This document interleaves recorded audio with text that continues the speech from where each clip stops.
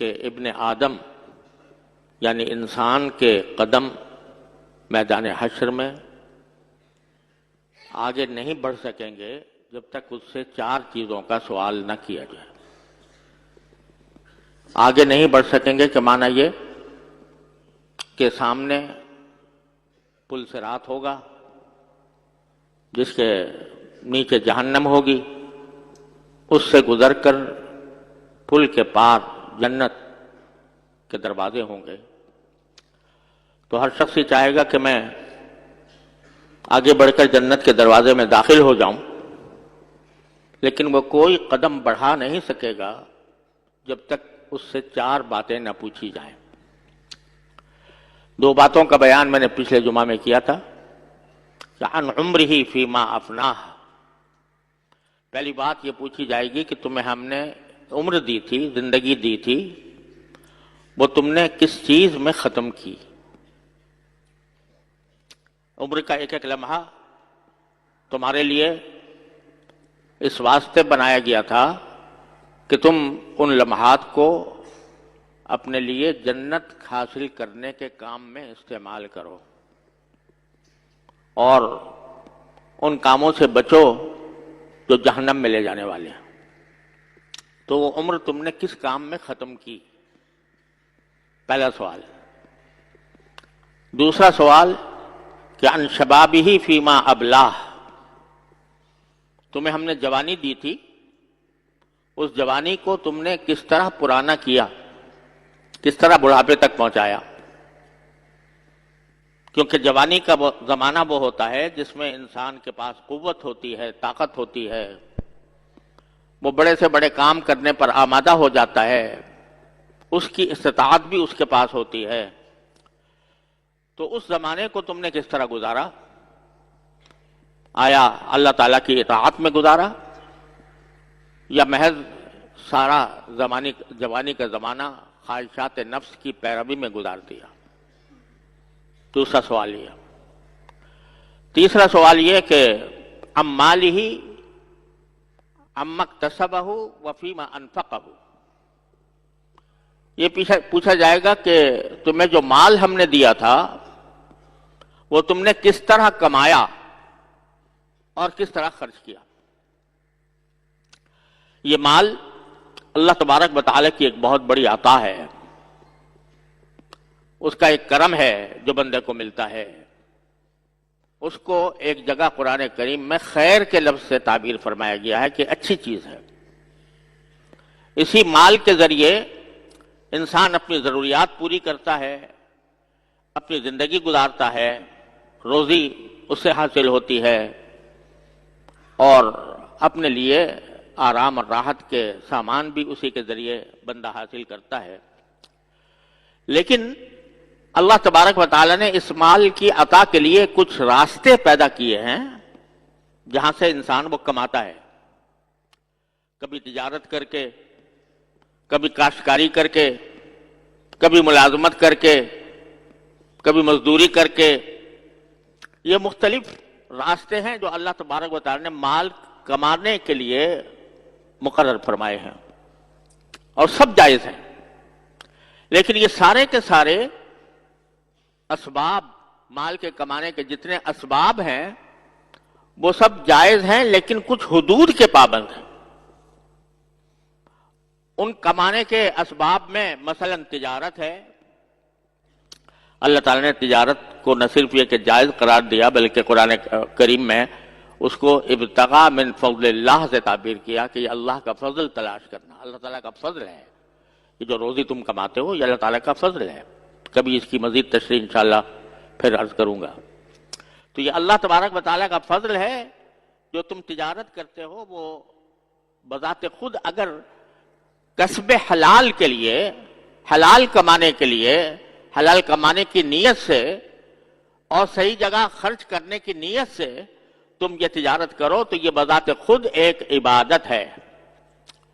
حدیث میں رسول کریم صلی اللہ علیہ وسلم نے ارشاد فرمایا التاجر الامین، التاجر الصدوق الامین مع الانبیاء والشہداء والصالحین یوم القیامہ او کما قال صلی اللہ علیہ وسلم، جو تاجر سچا ہو، امانت دار ہو، وہ قیامت کے دن انبیاء اور شہداء اور صالحین کے صف میں ہوگا، ان کے ساتھ ہوگا.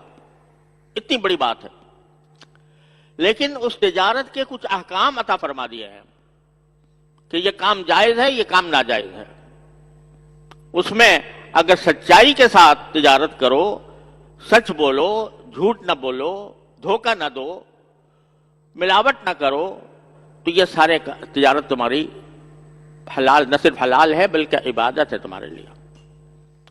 اور اگر اس میں تم نے جھوٹ بولنا شروع کیا، دھوکہ دینا شروع کیا، ملاوٹ شروع کر دی، یا اس تجارت میں تم نے سود کا کام کیا، قمار کا کام کیا، تو یہ سارا کچھ مال جو تم کما رہے ہو سب یہ در حقیقت جہنم کے انگارے ہیں. یہ دوزخ میں لے جائیں گے تمہیں. بظاہر تمہیں چمکتا ہوا سونا نظر آ رہا ہے، بظاہر تمہیں چمکتے ہوئے نوٹ نظر آ رہے ہیں، بینک بیلنس میں تمہارے اضافہ ہو رہا ہے، لیکن اگر تم نے شریعت کے احکام کے خلاف تجارت کی ہے تو یہ تمہارے لیے جہنم کا راستہ بنیں گے. آخر میں یہ ساری دولت تمہارے لیے جہنم کے انگاروں میں تبدیل ہو جائے گی. اسی طرح اگر ملازمت ہے، کہیں ملازم ہو تو ملازمت کرنا بھی یہ بھی ایک جائز طریقہ ہے کمائی کا. لیکن ملازمت صحیح کام کے لیے کرو، حرام کام کی ملازمت جائز نہیں ہے. کوئی ایسا کام جو شریعت نے حرام قرار دیا ہے اس میں آدمی ملازمت کرے، یہ جائز نہیں ہے. جہاں سود کا کاروبار ہو رہا ہو وہاں پر آدمی جا کے ملازم بن جائے اور سود کے کاروبار میں معاون بنے تو یہ آمدنی حرام ہے، ناجائز ہے. یا ملازمت کرے اور ملازمت کا حق ادا نہ کرے، یعنی جتنا وقت اس کے ذمہ فرض ہے کہ جتنا وقت وہ ملازمت کو دے اس میں اگر وہ کٹوتی کر لے، 8 گھنٹے کی ملازمت ہے اور 2 گھنٹے فضول گزار دیے، تاخیر سے پہنچا یا آخر میں جا کر جلدی اٹھ کے چلا گیا، جتنا وقت دینا چاہیے تھا وہ اتنا وقت نہیں دیا، تو یہ تمہاری تنخواہ کا وہ حصہ حرام ہے جس میں تم نے پورا وقت نہیں دیا. اگر 8 گھنٹے کی ملازمت ہے تو پورے 8 گھنٹے ہی دینے ہوں گے، اور چاہے وہاں کام ہو یا نہ ہو تمہارا فرض ہے کہ جس جگہ تمہیں ملازم رکھا گیا ہے وہاں تم 8 گھنٹے موجود رہو، کام ہو یا نہ ہو. اور دوسرا یہ کہ جو کام تمہارے سپرد کیا گیا ہے اس کام کو محنت سے، دیانتداری سے ادا کرو. وہاں رشوت نہ کھاؤ. کسی سے کام، کوئی دفتر میں، کسی سرکاری دفتر میں ملازم ہے، اس کا فرض ہے کہ وہ خدمت خلق کرے، پیسے اسی بات کے لیتا ہے، اس کو مال اسی بات کا اسی کے عوض مل رہا ہے کہ وہ لوگوں کی خدمت کرے، لوگوں کے کام آئے. اب کوئی آدمی حاجت مند آتا ہے، ایک جائز کام لے کر آتا ہے، آپ کہتے ہیں کہ نہیں مجھے پہلے اتنے پیسے دو اور اس کے بعد میں تمہارا کام کروں گا. رشوت ہے، حرام ہے. الراشی والمرتشی کلاہما فی النار، حدیث میں رسول کریم صلی اللہ علیہ وسلم نے فرمایا رشوت دینے والا اور رشوت لینے والا دونوں گنہگار ہیں، دونوں جہنم میں ہوں گے. اب اچھے خاصی ملازمت کے کام کو تم نے رشوت کے ذریعے اس کو حرام کر لیا، وہ آمدنی حرام ہو گئی. بچوں کو کھلا رہے ہو تو حرام کھلا رہے ہو، بیوی کو کھلا رہے ہو تو حرام کھلا رہے ہو، خود کھا رہے ہو تو حرام کھا رہے ہو. بظاہر اس نے تمہارے مال میں تھوڑا سا اضافہ کر دیا، تمہارے مکان اچھا بن گیا، تمہاری گاڑی اچھی آ گئی رشوت کی بدولت، لیکن یہ مال اور یہ گاڑی سب یہی رہ جائے گی.